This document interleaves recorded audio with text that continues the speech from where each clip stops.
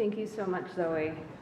And I really wanted to just begin by thanking Zoe Lefkofridi and Janeta Karabegovic, the whole consortium, the Gender Diversity and Equality team, for organizing and for moderating this event. It's really with much excitement that I left Istanbul early this morning to come to Salzburg today and have this kind of a discussion with respected expert academics, civil society practitioners. This Horizon Europe project on anti-gender backlash and democratic pushback, it's really incredibly timely. The politics of gender issues, they've played an important role in rising liberal movements and in governments, but in some contexts, they've also fostered significant counter-mobilizations and provided the impetus for democratic resurgences. We've recently seen this dynamic being played out in the context of elections the world over. I'm hoping to be able to, with this keynote, provide some context in terms of this phenomena globally, as well as some of UN Women's observations and thinking on the phenomena. Today, women's rights and those who advance them face two connected and troubling trends. There's a backlash against the politics of gender equality and the rise of illiberal and exclusionary forces. These two trends, they're deeply intertwined and interconnected, posing renewed challenges to the hard-won gains on women's rights in limiting the scope for feminist political action as well as progressive policies. Let me briefly explain how these two trends reinforce each other and what challenges this brings to women's rights. First, widening social inequalities and tensions, they're providing a fertile ground for the rise of exclusionary, xenophobic, and misogynistic groups that are threatening democratic values as well as democratic institutions. This rise in anti-democratic forces, as well as what we might call strongman politics, are amplifying discriminatory and patriarchal voices, providing a window of opportunity for backlash against gender equality to grow, often with the help of what we call anti-gender transnational alliances. For instance, leaders with authoritarian tendency, they've closed civic spaces, and they've persecuted activists, women human rights defenders, or opposition leaders. In some countries, feminists are discredited as so-called foreign agents for threatening national values, and LGBTQI organizations have found themselves criminalized. Across the world, women human rights defenders are increasingly targeted with reprisals aimed at silencing their voices and stopping them from participating in the public discourse. The rise of extremist political actors has made their activism even more risky in recent years.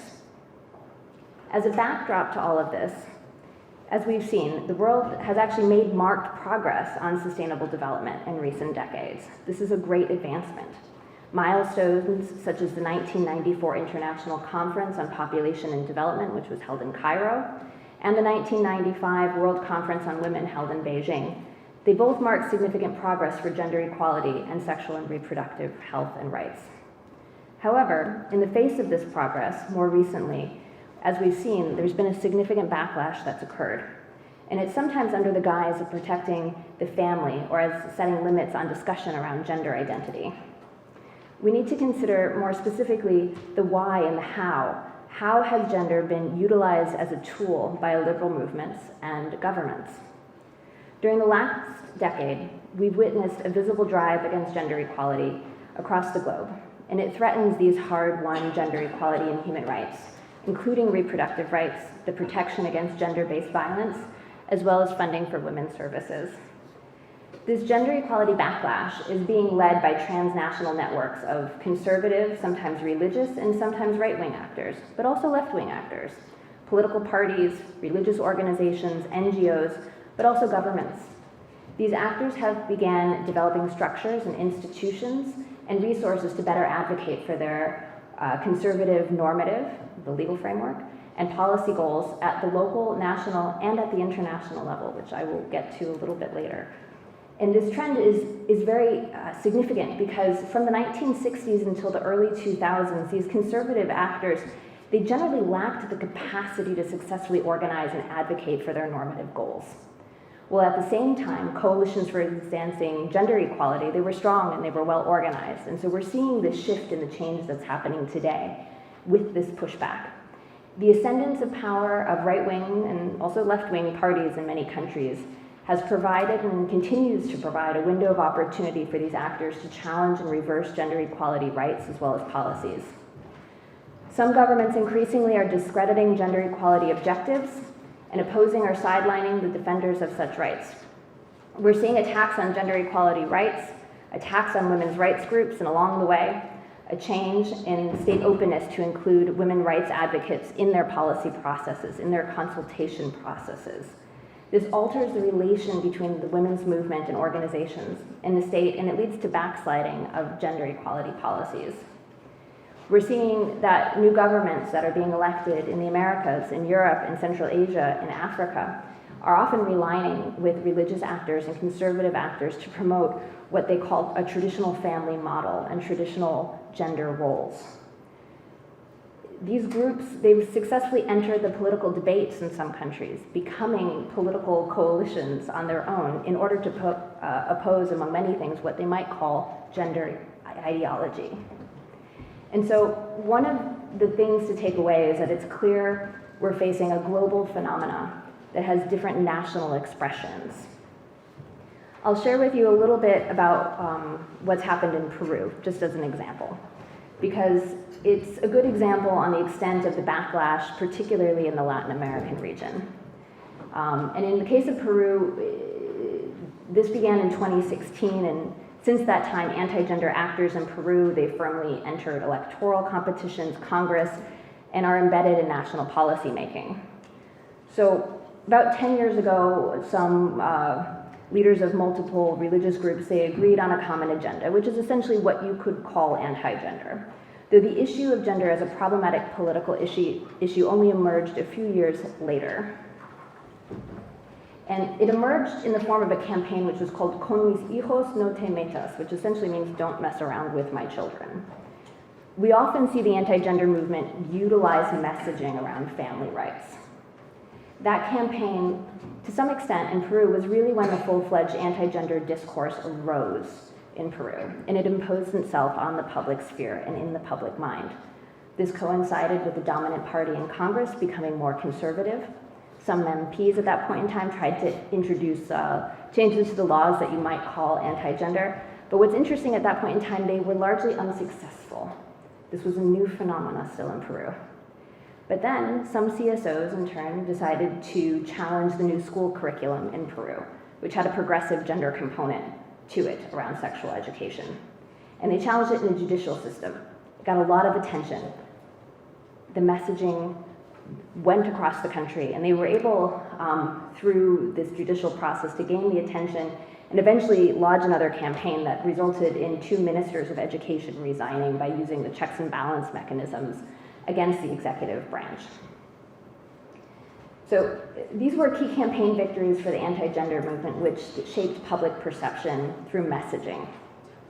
By the time the next elections came around in 2021, 2 new political parties, grounded in this messaging, interestingly enough, one right-leaning one and one left-leaning one, emerged and gained seats in the Congress from that election. The result was that once elected to Congress, they began to organize across their parties, and they utilized the platform of Congress itself to successfully pass laws in line with their anti-gender beliefs, in this case primarily targeting schools. So the thing to take away here is that the anti-gender actors in Peru, they were able to harness popular support, and they consolidated their influence through effective messaging, utilizing judicial process, democratic elections, and institutional politics. And this is kind of going back to between the 60s and the 2000s. We didn't see conservative forces using traditional methods of party politics or institutionalization of reaching their goals. So to understand the current success of forces that oppose international women's rights in many countries across the globe, there are 2 interrelated political developments that are very relevant here. One is democratic backsliding, as well as the closure of civic space. Trends of de-democratization across Europe and the Americas, they've emerged along with opposition to gender equality and threats to previous gender equality policy achievements.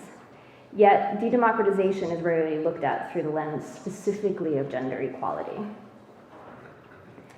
Processes of backsliding are often difficult to identify because they can take place gradually.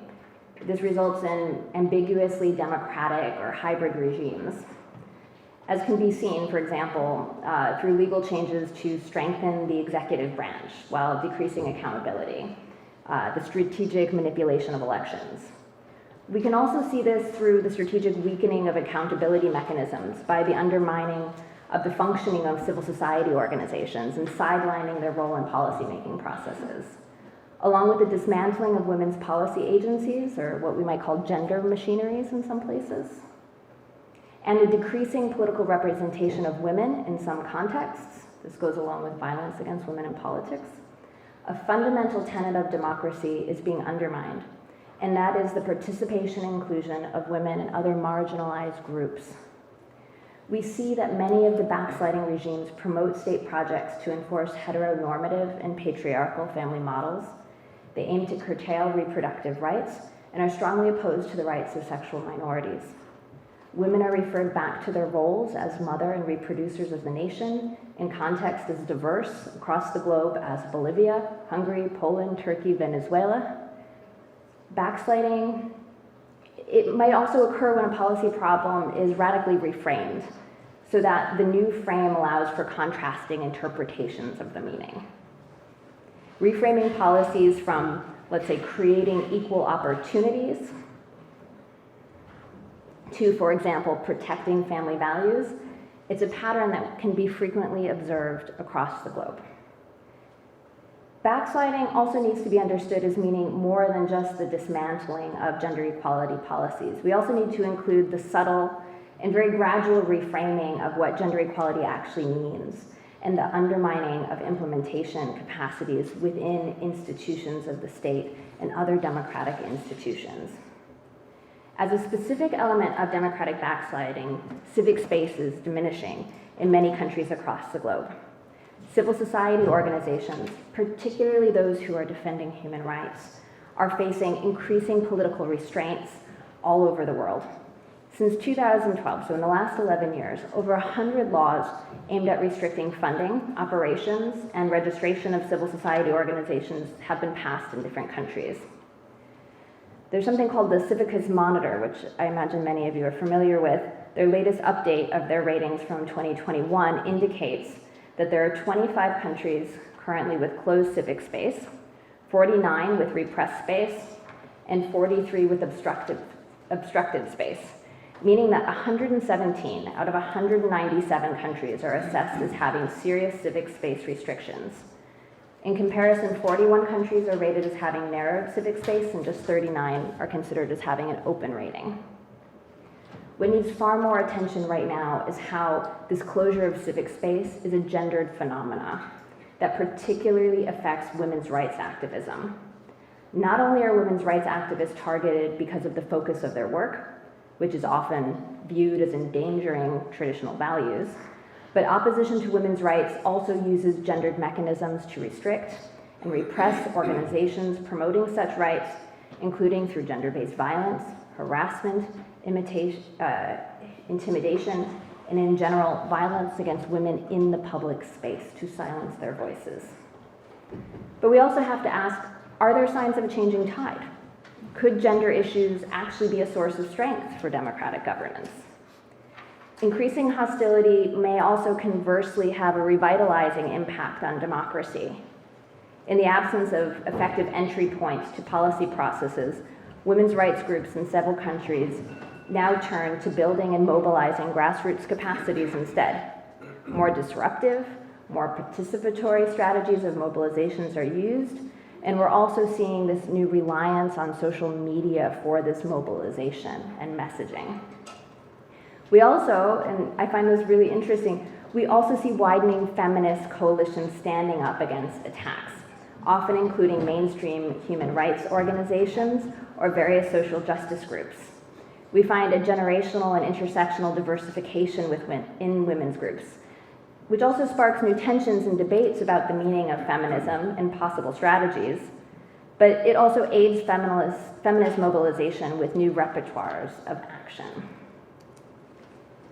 At the UN level, the pushback on gender equality it's a reinforcement of the wider anti-democratic trend, and it contributes to the breakdown in trust between states, including trust in the United Nations, and the weakening of the social contract.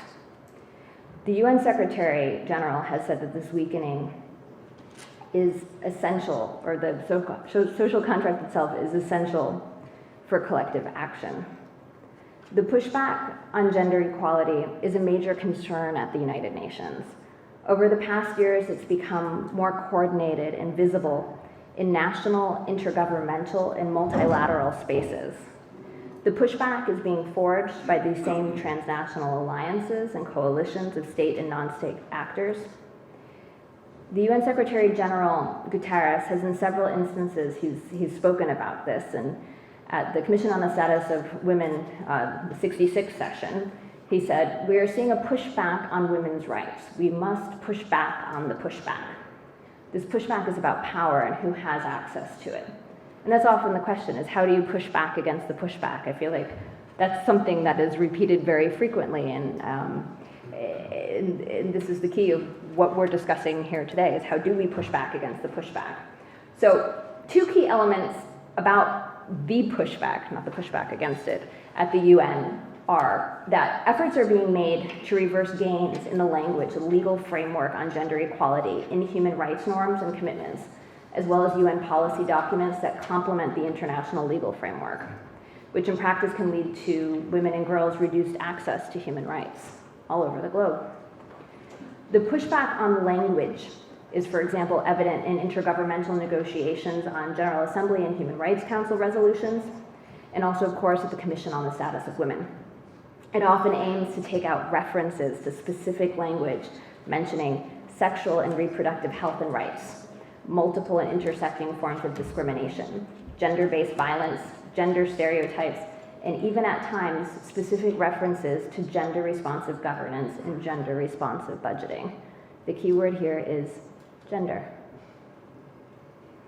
The other element of pushback on the UN is attempts that are limiting women and girls' access to participate in decision-making in intergovernmental and multilateral spaces. In numerous instances, this is done through reprisals, including intimidation, harassment, and outright violence against women in politics, activists, women human rights defenders. This is designed to discourage future participation or cooperation by these individuals. A recent report from the UN Secretary General notes that since 2018, more than a third of the women who are invited to address the Security Council from one NGO have been subjected to reprisals and intimidation. When UN Women surveyed the women civil society representatives who briefed the Council between January 2021 and May 2022, 9 of the 32 respondents said that they had experienced reprisals for their participation. Also, according to the Office of the High Commissioner on Human Rights, reporting on the issue of reprisals, that women continue to report incidents mainly in Asia Pacific, Middle East, and North African regions, as well as the Americas. And additionally, in international form, but more specific here to the Europe and Central Asian region, which is what we cover from Istanbul, some say that the concept of gender equality is an outside or Western international agenda. But the thing is that the existing normative documents have been freely ratified by the states, and there are national constitutions that place women and men on an equal footing. Sovereignty provides for national ratification, promotion, as well as usage. So we also need to ask, what are some of the implications of this dynamic for gender equality and women's empowerment? In Europe and Central Asia, in this same vein, the anti-gender movement has a clear regressive impact on gender equality-related legislation. For example, regional backlash against domestic violence laws, of all things, including the Istanbul Convention, has also significantly increased in recent years. Conservative political elements in many states have resisted the Istanbul Convention. They framed it as against family values. That comes up a lot, against family values, due to the specific mention in the document of sexual orientation and gender identity among the impermissible grounds for discrimination. In Bulgaria, a case went to the Constitutional Court to decide whether ratification of the Istanbul Convention would be legal. The court ruled that the convention does not comply with the Constitution of the Republic of Bulgaria, because the court determined that the presentation of gender as a biological and social category contradicts the Constitution of Bulgaria, where people are defined as biologically male or female. Another example, in Hungary, May 2020, the National Assembly adopted a political declaration in which it called on the government not to go any further in acceding to the convention and to lobby the European Union to do the same. At the same time, the co-ruling party objected to the definition of gender it contains. The Parliament of Slovakia in 2020 rejected the convention at an ordinary session related to the perception that the convention erodes family values. In Poland, it's also been claimed that the convention requires schools to instruct children about gender in an ideological way, and they've said that they would prepare a formal process to withdraw, but Poland has not yet withdrawn. And in July 2021, Turkey became the first and only country to withdraw from the convention. I'm highlighting these cases just as examples of pushback in the region in terms of affecting the normative legal framework. These transnational actors are well organized, and the messaging has come in. So we have some lessons learned to share, which have emerged, which may help feminists prevent or reduce long-term consolidation of opposition to gender equality. And there's certainly many more, and I'm sure there's many more here in the room, and I'm looking forward to speaking with many of you about that as well. But I wanted to share a few with you just to think about. So firstly, the backlash, it needs to be analyzed within the wider dynamics between women's movements, feminist movements, faith, and anti-gender actors in any given context.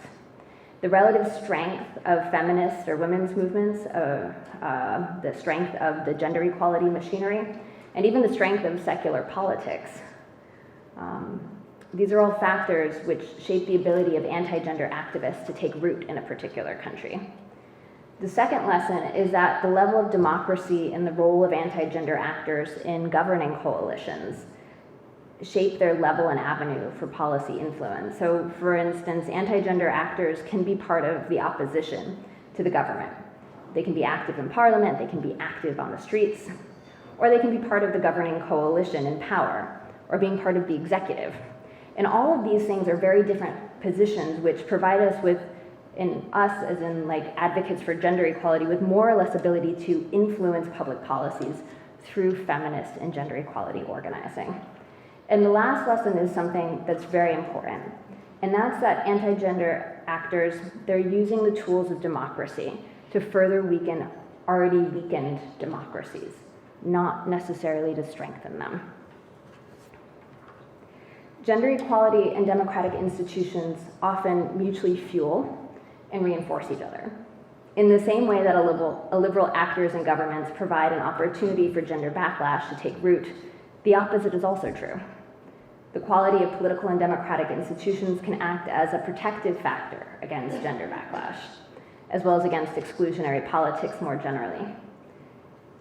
This is mainly because the degree of democratic consolidation, the breadth of civic space, and the relative strength of feminist activism can all reduce the extent to which anti-gender political networks can thrive and gain traction.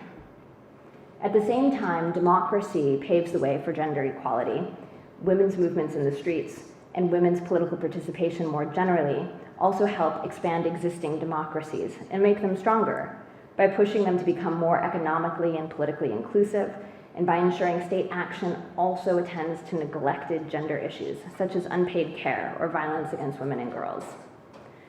As we see in so many countries today, feminists remain fierce defenders of democracy against a range of efforts to impose authoritarianism. Whether it's struggling for democracy, campaigns for migrant rights, responses to mass shootings, advocacy for the right to education, efforts to achieve LGBTQI equality, or campaigns for economic and climate justice, women, and particularly young women, are at the heart of diverse coalitions. They're calling for change based on greater equality and inclusion. Women activists, they tell us that consistent political support is one of the most important things we can provide. We need to identify strategies to sustainably increase and sustainably sustain women's participation in public life when it is under such great threat. Everyone in the international community, including the UN, can do better. And I look forward to hearing your ideas on what more we can do and really do together, because to win the battle against the pushback, we need to work in solidarity. Thank you so much.